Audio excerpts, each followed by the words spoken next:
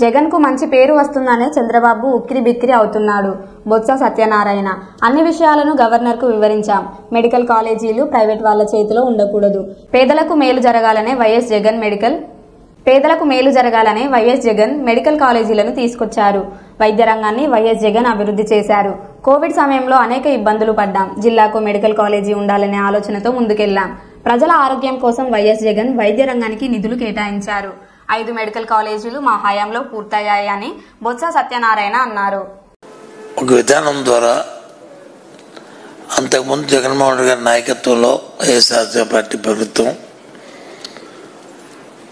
Medical కళాశాలని 17 medical కళాశాలను వచ్చి ఏర్పాటు చేస్తే వాటిని అన్నింటినీ కూడా పీపీపీ మోడల్లో ప్రైవేట్ పరం చేద్దామనే ఒక దురుద్దేశం, ఒక దుర్బుద్ధి, దాని నుంచి లబ్ధి పొందామని, వ్యక్తిగత లబ్ధి పొందామని చేసే కార్యక్రమానికి వ్యతిరేకంగా మా పార్టీ తీసుకున్న నిర్ణయం. ప్రజా ఆరోగ్యం వచ్చి ప్రభుత్వం చేతుల్లో ఉండాలి తప్ప ప్రైవేట్ వాళ్ళ చేతుల్లో ఉండే ప్రజలకు న్యాయం జరగదని. ఆ నేపథ్యంలోనే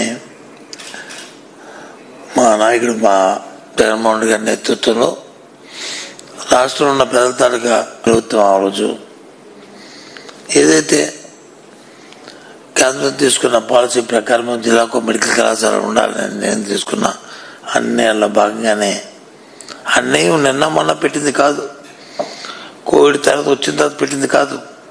17వ సంవత్సరం నుంచి దేశంలో ఆ పాలసీ ఉంది. కానీ ఆనాటి ప్రభుత్వం, చంద్రబాబు నాయకత్వంలో ప్రభుత్వం వాటిని విస్మరించింది. వాళ్ళకి అక్కర్లే. కానీ జగన్మోహన్ రెడ్డి గారు ప్రజల తరఫున ప్రజల కోసం రాష్ట్రానికి వచ్చిన తర్వాత అవన్నీ తీసుకెళ్లి గవర్నర్కి, ఏ రంగానికి ఇవన్నీ కూడా ఈ కారణం అంతే కాదు. ఏదైతే భారత రాజ్యాంగంలో పేద ప్రజల సామాజిక ఆరోగ్యానికి తూట్లు పొడుస్తున్నారో దానికి వ్యతిరేకంగా ఈ కోడి సంతకాలని గవర్నర్ గారికి ఆలోచనతోనే ఇవాళ గవర్నర్ గారిని కలిసాం. దాని సమయం తీసుకుని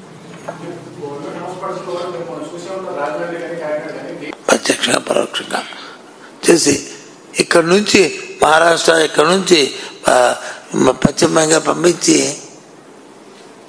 అమ్మించి రైతులు అందుకున్న పరిస్థితి అరటిపండిని కోవిడ్ టైంలో. ఆఫ్టర్ ఆల్ ఇప్పుడు వచ్చి ఏమంటే కేంద్రానికి లేఖ రాస్తాం, జొన్నకి కేంద్రానికి లేఖ రాస్తారు.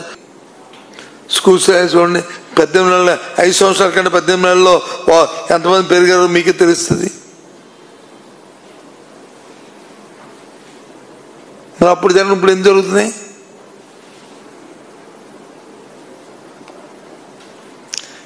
ఏ అంశమైనా తీసుకోండి,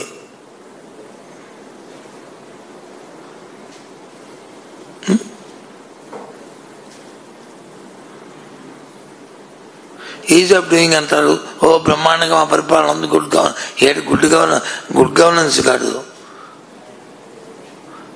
ఇంగ్లీష్లో గుడ్ అంటే GOD గుడ్ అంటే మంచి అని. రాజ్యాంగం అంటే ఏంటి? ఒక అధికారం ఉన్న పార్టీలో ముగ్గురా? అపోజిషన్ లేదా? నేను రాష్ట్రంలో అపోజిషన్ లీడర్ని కాదా? మమ్మల్ని ఇన్వాల్వ్ చేశారా? అంటే ప్రతిపక్షం నుంచి వచ్చిన మాటను కానీ ప్రతిపక్షం తాలూకు కాదు. ఎందుకంటే బాధ్యత గల వ్యక్తులుగా ఉన్నప్పుడు ఆ బాధ్యతలు కూడా గుర్తిరిగి మనం ఉండాలి. ఒక మాట మనం మాట్లాడామంటే ఒక మంత్రిగా దానికి ఎంతో శాంటిటీ ఉంటుంది. లేనప్పుడు ఆ మాటలు విధులు అయిపోవాలి.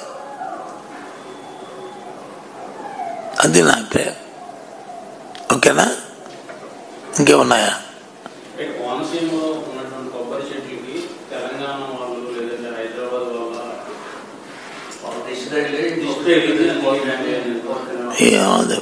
అవన్నీ నాకు కామెంట్స్.